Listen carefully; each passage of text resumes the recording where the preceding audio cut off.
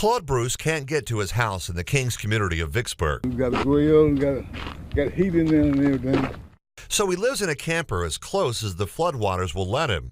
A walk along the tracks. So this is it.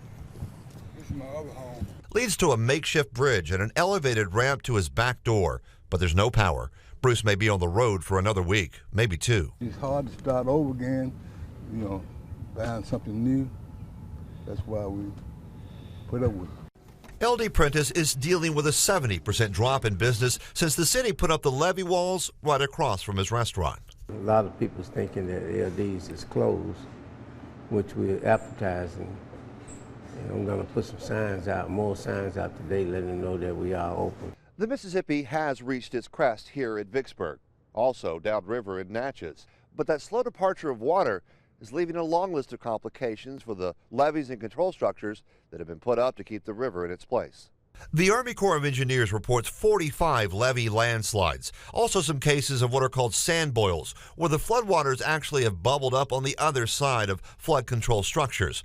But they say this is expected. We haven't seen any seepage through any of the slides. They're all surface slides, and we're fairly confident there's not going to be a problem.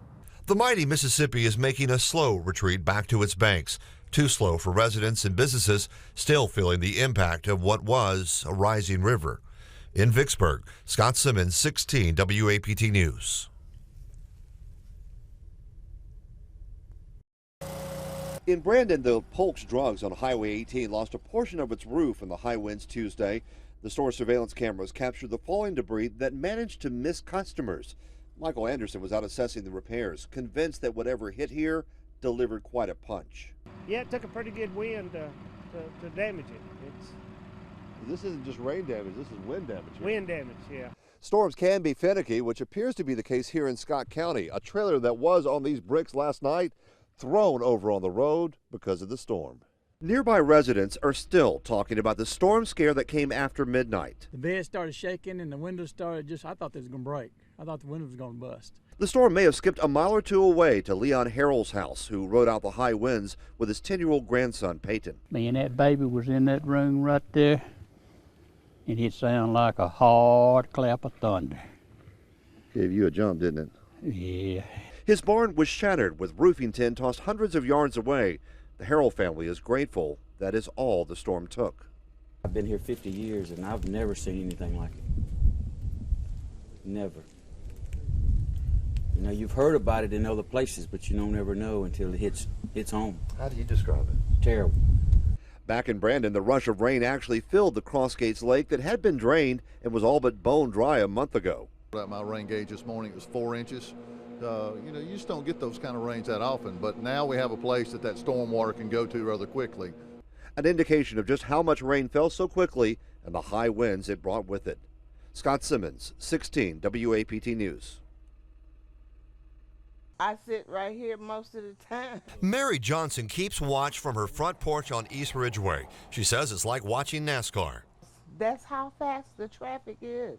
She and her neighbors collected enough signatures for a petition asking the city of Jackson to install speed bumps from North State to Northview. This has been a long journey for residents on this street. They started a couple of administrations ago. Now they got a public hearing to hopefully, finally, put the brakes on this long-standing problem. And it's just a cut-through road, and people just do not realize that we have kids playing on this street. And we have literally seen 2 kids almost get pancaked. Langston Moore says they have to get the proposal through a public hearing process and then get 75% of the people on this block to agree to the speed bumps. You know, we joke, and a lot of us around here have said, I'm not against at 2 o'clock in the morning putting some concrete out here and, seeing what happens. But it's been that bad. Each speed bump would cost about $4,000. The city says there is federal money that could actually pay for the project if it's approved. Neighbors are hoping to get closer to that destination at Thursday's public hearing. Scott Simmons, 16 WAPT News. At Helen's Florist, the business is blooming this week. The decorations are up and the orders are coming in. The beauty pageant means more money in Vicksburg. A lot of gifts are sent to the contestants from their parents, the mothers, their church groups, their colleges and everything that they represent. How much shopping have you been doing? Well, we brought some with us. It's brought Judy Mormon and Angie Owen to town from Pontotoc, and it's just Monday. The entire trip? Yes. minimum 2,000. More than 30 beauty queens from across the state and their supporters are in town. The pageant culminates Saturday, but the impact was seen starting last week. Wasn't the worst I've ever had. That's when Allie Blackledge found out the one who won Miss Deep South had to step away.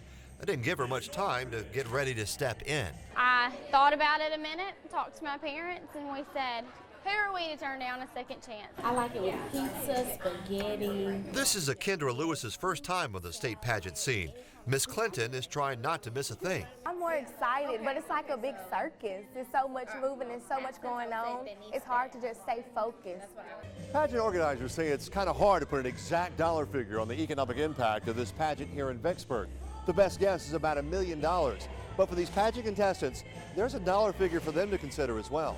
There's still a lot of money to be given that we give out, in excess of $100,000 in cash scholarships and in excess of $1.2 million in-kind scholarships. Take it to the very end of the intro, guys. For the girls, it is a chance to hone their skill and wow the judges. But for the River City, a chance to showcase a pageant it has now hosted for 56 years.